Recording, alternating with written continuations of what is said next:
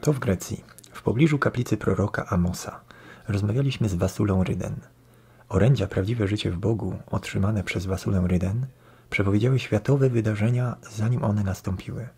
Te orędzia ujawniają pilne przepowiednie o zasięgu planetarnym i dotyczą wszystkich ludzi, a które będą się nasilać, chyba że podejmiemy żarliwe modlitwy i nawrócimy się sercem.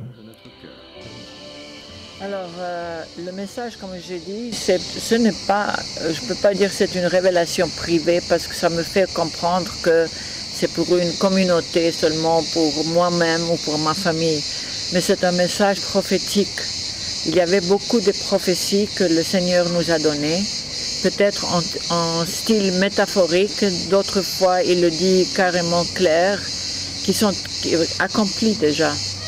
Et tout à fait au début, quand j'avais dit que mon ange m'est approché, tout à fait au début, qu'il me dit et les semences du Seigneur va se semer dans la région qui est la Suisse.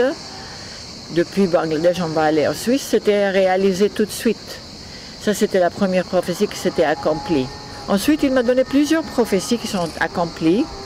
Des prophéties sur la Russie, par exemple, que ce pays-là, qui était encore en communisme, il est proche de la Russie et qui va la ressusciter, c'est-à-dire en termes symboliques, et qu'elle va le glorifier plus que d'autres autres pays au monde. Quelques semaines plus tard, la chute du communisme arrive. Alors là, il a donné la prophétie, il décrit en détail ce qui va arriver. Là, on trouve ça dans la vraie vie en Dieu toujours, si vous lisez, avec les dates. Et ensuite, il a donné des prophéties sur l'humanité. L'humanité, ce qui va arriver. Il n'était pas content du tout qu'on célèbre toujours Noël, pas tout le monde, hein, comme des vacances, uniquement comme des vacances. Et qu'on ne le glorifie pas en allant célébrer la messe de Noël. Enfin, c'est ça, c'est un anniversaire quand même.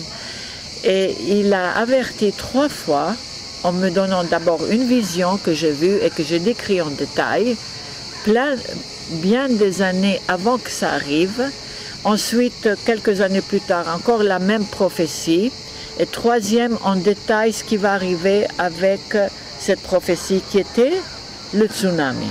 Le premier tsunami qu'il m'a donné en vision, la vague, et je l'ai vu et je l'ai décrit. Et puis la troisième prophétie, c'était qu'en détail, il décrivait que cette vague qui va venir, ça va même sortir la Terre de son axis. Elle va bouger.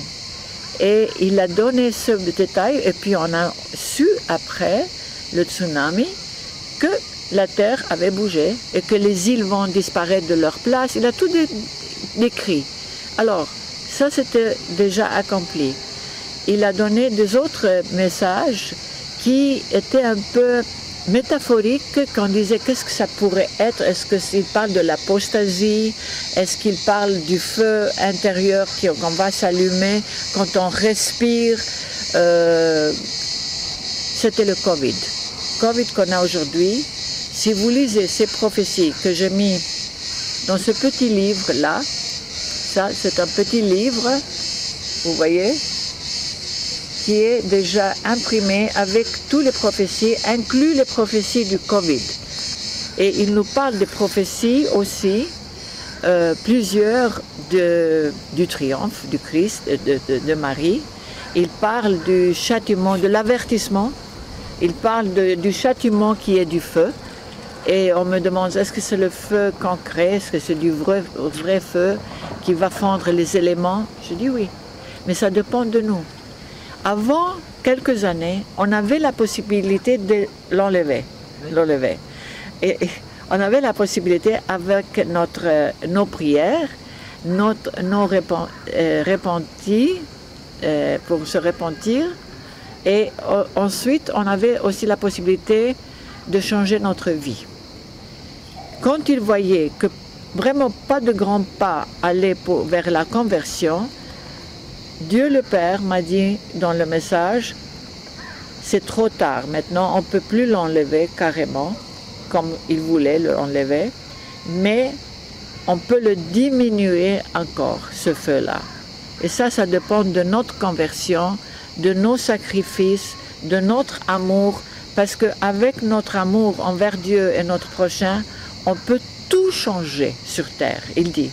L'amour, c'est comme un, comment dirais-je, un outil qu'on peut utiliser contre le démon et toutes choses démoniaques. Alors l'amour, c'est super important comme vertu. Pourquoi? Parce que aussi on va être jugé au dernier jour, c'est-à-dire au jour du jugement, avec la combien d'amour, la mesure de l'amour qu'on a eu sur la terre. Ça, c'est le jugement. C'est d'abord ça, combien d'amour on a eu sur la terre, il va être ça, c'est son jugement sur ça, c'est l'amour. Et l'amour peut racheter tout, c'est-à-dire arrêter des guerres, arrêter tout et enlever des âmes du purgatoire. Il peut utiliser tout avec l'amour. Alors c'est important d'obtenir le don de l'amour à travers l'Esprit Saint. Et comme j'expliquais hier dans la vidéo, pour obtenir le don de l'amour, c'est donner l'espace en nous à l'Esprit Saint. Mais autant qu'on est envahi avec des péchés, on est submergé avec nos fautes, des péchés pas confessés, pas repentis, il n'y a pas d'espace pour l'Esprit Saint pour qu'il nous donne le don de l'amour. Alors, il veut nous envahir, l'Esprit Saint. Il veut prendre toute la place pour qu'on devienne lumière dans la lumière. Il veut ça. Et ça, c'est très beau, que les messages qui décrivent comment on peut être lumière dans la lumière de Dieu. Et ça, c'est à travers l'amour, avec le don de l'amour.